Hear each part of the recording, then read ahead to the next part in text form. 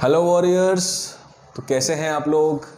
मैं हूं वरुण गेरा, फाउंडर battleofchess.com। तो चेस फॉर एवरीवन का ये डे 5 है और वही चीज़ चेस पीसेस की मूवमेंट को कंटिन्यू करते हुए आज हम लेके आए हैं चेस बिशप। तो आज ऊँट की मूवमेंट को हम लोग जानेंगे चेस बिशप की, है ना। तो चलिए स्टार्ट करते हैं।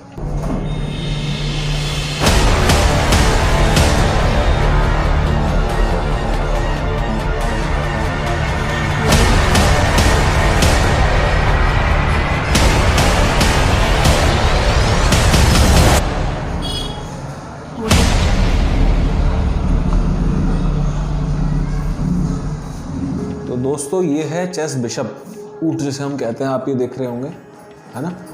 तो ये चेस बिशप होता है, ये किंग और क्वीन के बिल्कुल अगल बगल में लगता है, नेक्स्ट टू देम। ठीक है, मैंने बस इसके लिए ही ये लगाए थे किंग और किंग। मैं इसको वापस रख देता हूँ, है ना। तो ये इनिशियल पोजीशंस होती है इसकी बिशप की, C1 पे और F1 पे, C8 पे और F8 पे। ठीक है, नंबरिंग सिस्टम इसका हम आगे आपको बताएंगे। तो ये आपका बिशप है, ये मूव करता है डायगनली। डायगनली बोले तो तिरछा, ऐसे। ये आप देख सकते हैं क्रॉस के साइन में मूव करता है ये। जैसे मैंने आपका रुक को बताया था, आपको रुक का प्लस साइन में, ऐसे ही जो बिशप है वो क्रॉस के साइन में या मल्टीप्लाई की साइन में आप कह सकते हैं मूव करता है। मैं आपको विजुअली दिखा देता हूँ कैसे। जैसे यहाँ पे हमारा फिर से रखा है बिशप हमारा E4 पे, तो E4 से हमारा बिशप यहाँ पे D5, C6, B7, A8, और हम पीछे भी जा सकते हैं बिशप F3, G2, H1। ये एक डायगोनल है पूरा, इसको ये कवर कर रहा है, बट साथ ही साथ ये अपोजिट डायगोनल को भी कवर करता है, यानी कि F5, G6, H7, और बैकवर्ड भी D3, C2 और B1। तो पूरा डायगनली ये कवर करता है इस तरीके से, है ना। क्रॉस के साइन में मल्टीप्लाई का साइन आप बना सकते हैं इस तरीके से, तो आपको दिख जाएगा। जहाँ तक इसको कोई पीस इसको रोक ना रहा हो, बस जंप नहीं कर सकता है किसी पीस पे, कैप्चर ये डायगनली ही करता है और डायगनल ही चलता है अनटिल एंड अनलेस जंप नहीं कर सकता बस ये किसी भी पीस पे, चाहे वो अपना पीस हो चाहे किसी और का पीस हो, है ना। नेक्स्ट आपका जो है, जो बिशप जिस कलर का है उसी कलर पे वो रहता है। जैसे ये बिशप है, आप देख रहे हो ये डार्क स्क्वायर्ड बिशप है, ये लाइट स्क्वायर्ड बिशप है। तो दोनों के पास, दोनों अपोनेंट के पास एक लाइट स्क्वायर्ड बिशप होता है और एक डार्क स्क्वायर्ड बिशप होता है। तो बिशप जिस कलर पे स्टार्ट होता है वो उसी कलर पे ही रहता है, वो कलर चेंज नहीं कर सकता। एक बिशप ही ऐसा पीस है इकलौता चेस के अंदर जो कि अपना कलर चेंज नहीं कर सकता पीस का। जैसे रुक वाइट पे स्टार्ट होता है, लाइट स्क्वायर पे स्टार्ट होता है, डार्क स्क्वायर पे जा सकता है, नाइट भी जा सकता है, क्वीन भी जा सकती है, किंग भी जा सकता है, और इवन पॉन भी जा सकता है ना। डार्क को स्क्वायर को पे स्टार्ट हुआ था और लाइट में जा सकता है। लेकिन जो बिशप है हमारा वो इकलौता ऐसा पीस है जिस स्क्वायर से वो स्टार्ट होता है उसी स्क्वायर पे वो रहता है ना। लाइट स्क्वायर है तो लाइट पे ही रहेगा, चाहे वो कहीं भी चला जाए, और डार्क है तो वो डार्क पे ही रहेगा। ठीक है, तो ये एक इसकी खासियत है कि ये जिस उस पर स्टार्ट करता है उसी पे रहेगा। और इसकी मूवमेंट को, इसको प्लेस करना बहुत इंपॉर्टेंट है। बिशप को हमें ओपन डायगोनल्स पे रखना चाहिए। ठीक है, आपको ये बहुत आगे जैसे जैसे आप गेम सीखोगे आप समझ में आएगा आपको कि इसे हमें ओपन डायगोनल्स पे क्यों रखना चाहिए, क्योंकि अटैकिंग के और डिफेंसिव के दोनों के काम आता है बिशप, है ना। अटैकिंग में भी काम आता ही आता है, लेकिन मोस्ट डिफेंसिव पीस इसको हम कहते हैं। काफ़ी अच्छा इसको डिफेंस के लिए यूज़ किया जाता है बिशप को। तो अगर आपको अपने अपोनेंट से बचना है, वो अटैक कर रहा है, तो आप बिशप का यूज़ ले सकते हैं। कैसे लेना है वो आपको आगे मैं समझाऊंगा, लेकिन अभी के लिए ये डायगनली ही चलता है। तो इसके कुछ प्लेसमेंट्स मैं आपको दिखा देता हूँ।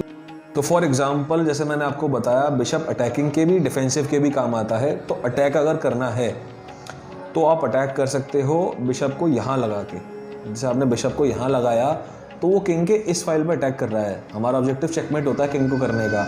तो बिशप 1, 2 और 3 यहाँ से तीनों जगह से अटैक कर सकता है किंग की तरफ, अगर किंग यहाँ पर है तो। सेम अपोजिट अगर किंग इस साइड जाता है बोर्ड के, तो आप इसको किंग बिशप को आप यहाँ से खोल के यहाँ से अटैक कर सकते हो, या फिर ये पॉन हटा के आप यहाँ से अटैक कर सकते हो। ठीक है, तो दोनों अपॉर्चुनिटीज़ आपके पास होती हैं, लेकिन अटैकिंग करने के लिए जो मेन पोजीशन होती है बिशप की वो ये वाली रहती है, सबसे मेन होती है, या फिर ये या फिर ये। आप तीनों कंट्रोल कर सकते हो। डायगोनल्स आपके सेम रहते हैं, चाहे बिशप फिर यहाँ पर हो या यहाँ पर हो, आपका डायगोनल यहाँ से स्टार्ट होता है A2 से लेके और G8 पे ख़त्म होता है। तो डायगोनल्स आपको पता होने चाहिए कि किस डायगोनल पे आपको रखना है। ये अटैकिंग डायगोनल है मोस्ट आपका। और जो डिफेंसिव की बात करूँ, जैसे मैंने आपको बोला था अटैकिंग में भी काम आता है बिशप और डिफेंस में भी काम आता है। तो डिफेंस अगर आपको करना है तो आप ये स्ट्रक्चर फॉलो कर सकते हो किंग का।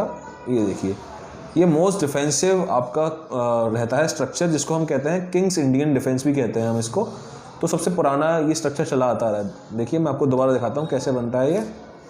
तो फॉर एग्जांपल पॉन को हमने चला एक कदम, बिशप को हमने निकाला यहाँ पे एक कदम, नाइट हमने यहाँ निकला और हमने कैसलिंग कर ली।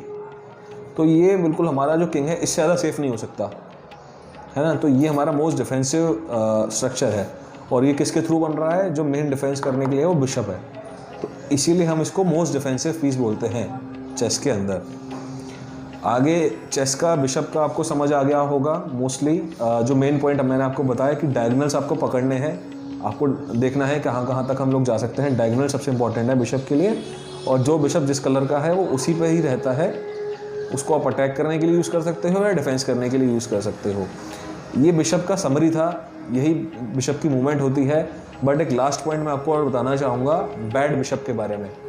एक बैड बिशप भी होता है। तो आप कहोगे ये क्या होता है, गुड बिशप बैड बिशप, ये क्या हो गया। तो वो बेसिकली नॉर्मल है, ऐसा कुछ नहीं है। मतलब बेसिकली ऐसा बिशप जो कि अपने ही पीसेस से रुका पड़ा है, तो उसको हम कहते हैं बैड बिशप। मैं आपको एक एग्जांपल दिखा देता हूँ। जैसे फॉर एग्जांपल ये बिशप इस तरीके से, मान लो ब्लैक ने मूव किया, वाइट कुछ भी खेल रहा है इधर, और ब्लैक ने ये कर रखा है मान के चलो, और ये मूव नहीं कर पा रहा, है ना। इस तरीके से इसने कुछ कर रखा है, नाइट इधर डाल लो या बिशप। तो आप इस बिशप को जब आप देखोगे जो यहाँ पे रखा हुआ है C8 पे, ये इस समय बैड बिशप है। क्यों? क्योंकि बिशप जो है अपने ही पॉन से रुका पड़ा है, इधर भी और कहीं जा नहीं पा रहा। यहाँ पे भी आएगा तो सब रुका ही पड़ा है। इसको मान लो यहाँ पे रख दिया तो और बैड बन गया ये। अगर ब्लैक का अपोनेंट पॉन यहाँ रख देता तो और बैड बिशप बन गया ये। तो ऑब्जेक्टिव चेस में क्या होता है कि हमारे पीसेस एक्टिव रहें। एक्टिव बिशप कब रहेगा, जब उसको एक स्ट्रॉन्ग डायगोनल मिलेगा, यानी कि ये वाला डायगोनल मिल गया जैसे फॉर एग्जांपल।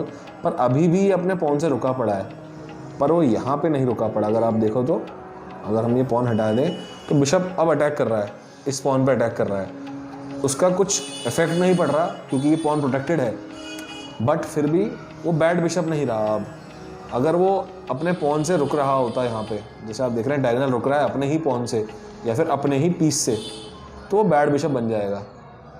तो ये हमें ट्राई करना है कि हम अपने बिशप को बैड ना बनाएं, उसको इफेक्टिव रखें, उसको अच्छे डायगोनल्स दें।